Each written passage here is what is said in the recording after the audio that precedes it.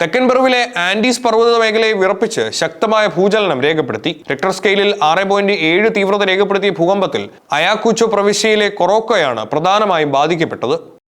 തെക്കൻ പെറുവിലെ ആൻഡീസ് പർവ്വത മേഖലകളിൽ പ്രകമ്പനം സൃഷ്ടിച്ച് ശക്തമായ ഭൂചലനമുണ്ടായി. റിക്ടർ സ്കെയിലിൽ 6.7 തീവ്രത രേഖപ്പെടുത്തിയ ഭൂകമ്പത്തിൽ ജനങ്ങൾ പരിഭ്രാന്തരായി വീടുകളിൽ നിന്ന് പുറത്തേക്ക് ഓടി രക്ഷപ്പെടുകയായിരുന്നു. ആളപായമൊന്നും റിപ്പോർട്ട് ചെയ്തിട്ടില്ലെങ്കിലും ആളുകളെ ഒഴിപ്പിക്കുന്ന നടപടികൾക്കിടെ 2 പേർക്ക് പരിക്കേറ്റതായും നിരവധി കെട്ടിടങ്ങൾക്ക് കേടുപാടുകൾ സംഭവിച്ചതായും ഔദ്യോഗിക വൃത്തങ്ങൾ വ്യക്തമാക്കുന്നു. വ്യാഴാഴ്ച പ്രാദേശിക സമയം ഉച്ചയ്ക്ക് 1 മണിയോടെയാണ് ഭൂകമ്പമുണ്ടായത്. അയാക്കുച്ചോ പ്രവിശ്യയിലെ കൊറോക്കോയ്ക്ക് വടക്കുമാറി ഭൂമിക്കടിയിൽ ആഴത്തിലാണ് ഇതിന്റെ പ്രഭവ കേന്ദ്രം രൂപപ്പെട്ടത്.